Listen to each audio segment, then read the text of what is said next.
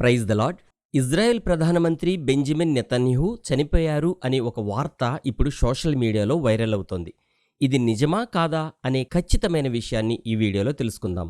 యుద్ధాల సమయంలో ఒక పెద్ద సమస్య ఏమిటంటే అపోహలు.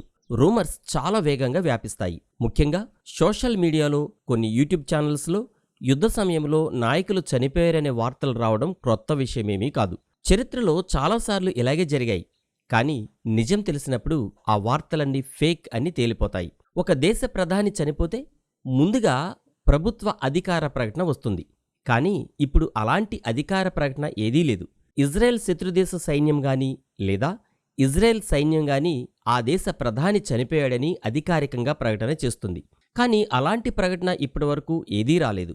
ఇలాంటి ముఖ్యమైన విషయం ఇజ్రాయెల్ దేశం దాచిపెట్టినా ఇజ్రాయెల్ శత్రుదేశమైన ఇరాన్ ఖచ్చితంగా అధికారికంగా ప్రకటిస్తుంది. అలాంటిదేమీ ఇప్పటి వరకు జరగలేదు.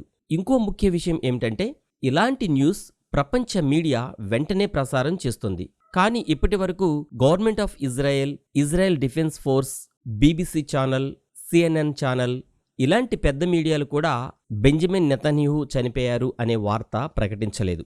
యుద్ధంలో ఒక ముఖ్యమైన వ్యూహం ఏమిటంటే ఫిజికల్గా శత్రుదేశ ప్రజల్లో భయం కలిగించడానికి ఇలాంటి వార్తలు కావాలనే వ్యాప్తి చేస్తారు. ఇది చరిత్రలో ఎన్నోసార్లు జరిగింది. గతంలో కూడా ఇలా జరిగింది. ఉదాహరణకు ఉక్రెయిన్ అధ్యక్షుడు జెలెన్స్కీ యుద్ధం మొదట్లోనే అతను పారిపోయాడని, అతను చనిపోయాడని ఎన్నో వార్తలు వచ్చాయి. కానీ తర్వాత ఆయన బ్రతికే ఉన్నట్లు తెలిసింది. అనేక వీడియోలలో ఆయన కనిపించాడు. ఆయన ఇప్పటికీ బ్రతికే ఉన్నాడు. ఇవి కేవలం రూమర్స్ అని ఆ తర్వాత తేలింది. సహజంగా యుద్ధ సమయంలో నాయకుల భద్రత చాలా రహస్యంగా, కఠినంగా ఉంటుంది. ప్రధాన స్థాయి నాయకులకైతే మరీ ఎక్కువ భద్రతలు ఉంటాయి. వారికి ప్రత్యేకమైన రహస్య బంకర్లు, రహస్య భద్రతా కేంద్రాలు, బలమైన సెక్యూరిటీ కూడా ఉంటాయి. కాబట్టి యుద్ధ సమయంలో వారు ప్రజలకు కనిపించకుండా ఉండడం సర్వసాధారణం. ఈ మాత్రం దానికే బెంజమిన్ నెతన్యాహు చనిపోయాడు అంటే ఎలా?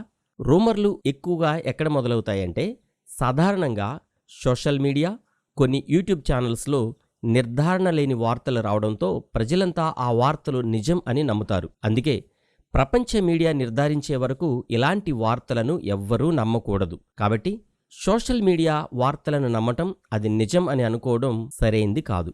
ఇజ్రాయెల్ ప్రధానమంత్రి బెంజమిన్ నెతన్యాహు చనిపోయాడు అని ఇప్పటి వరకు అధికారికంగా ఎవరూ ప్రకటించకపోవడం వల్ల బెంజమిన్ నెతన్యాహు చనిపోయాడని చెప్పే వార్తలు నిర్ధారణ లేని రూమర్లు మాత్రమే అని గమనించాలి. పైగా ఆయన ఒక కాఫీ కోసం ఒక షాప్కు రావడం, అక్కడి నుండి ఆయన మాట్లాడడం, చూడండి నేను చనిపోయానని చెప్తున్నారు, నేనింకా బ్రతికే ఉన్నాను, నా చేతికి 6 వేళ్లు లేవు అని చెప్పడం మీరు గమనించాలి. చివరిగా చెప్పేదేమిటంటే యుద్ధ సమయంలో నిజం చాలా ఆలస్యంగా బయటకు వస్తుంది.